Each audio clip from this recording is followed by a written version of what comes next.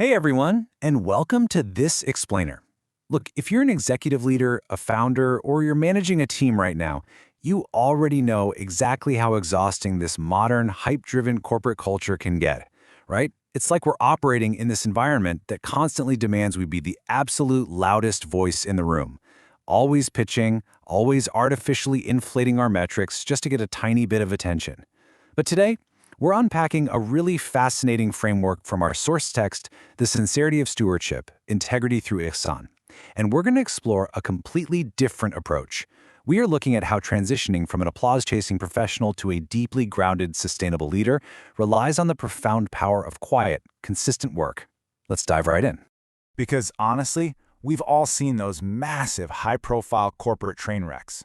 You know the ones, the leaders who make these outsized, literally impossible promises just to inflate their stock price, secure some massive funding round, or just impress the board, only to completely collapse under the weight of reality. The source material contrasts that applause-chasing behavior with a drastically different approach, under-promising and over-delivering, but doing it quietly. This is the absolute hallmark of quiet, sustainable success. I mean, think of those legendary legacy companies or those highly sought-after boutique agencies. They rarely make massive public splashes. Instead, they secure their market position by quietly outperforming everyone else. So, instead of leveraging your words to build your reputation up front, you leverage your quiet, undeniable results. Now, the text points out a very real, hidden cost to this habit of making these empty, inflated promises. When we struggle to fulfill the massive expectations we set just to get people to admire us, two major things happen. First, obviously, we severely weaken trust.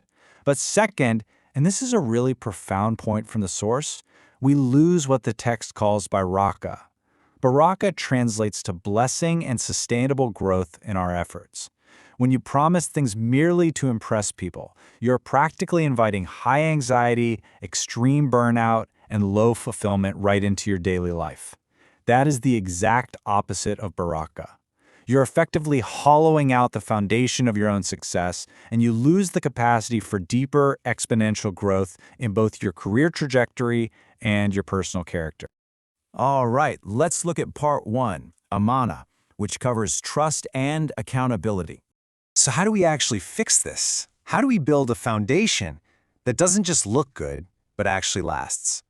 Well, the source introduces this concept of amana, which is defined as true trust and sincerity before Allah. I want you to think of amana kind of like the unseen root system of a really deep tree. Real professional accountability doesn't start above ground, where the board of directors is watching, or when the client is sitting right across the table from you. It actually starts deep down in the soil of unseen sincerity. It's this realization that your work, your integrity, and the promises you make are a sacred trust. When you anchor your leadership in amana, modern business accountability goes way beyond basic compliance. Your entire motivation completely shifts from outward performative metrics to deep inward truthfulness. And the text gives us a really clear, actionable mandate to truly rise in business using this framework. It's 3 steps. 1. Speak with honesty. 2. Act with excellence. And 3. Let your actions go beyond your words. And honestly, this applies across the board. Say you're a senior executive in a super high-stakes client negotiation. Step 1 means intentionally capping your pitch. It means deliberately saying to the client, we can deliver X, even when you secretly know for a fact your team can deliver X plus Y. On the flip side, if you're a junior manager mentoring your direct reports, this means actively modeling for your team that a missed deadline, if it's communicated honestly and early, is infinitely better than a fabricated progress report. You simply let the eventual results speak far louder than the initial pitch.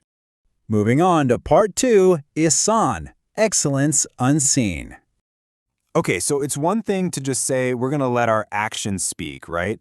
But how do we physically deliver on that day in and day out?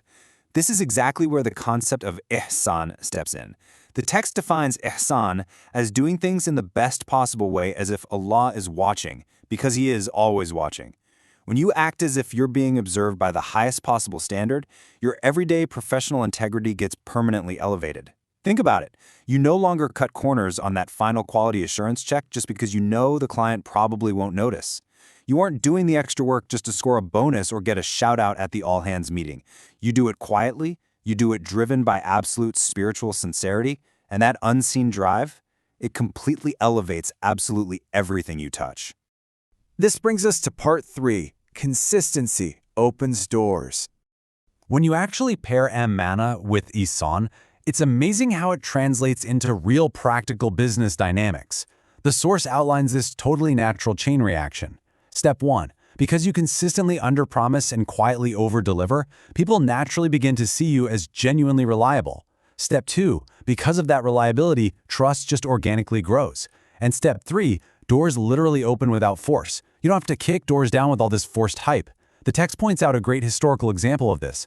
Early Islamic merchants actually expanded global trade routes not through force and definitely not through flashy marketing, but purely because their reputation for absolute fairness preceded them everywhere they went.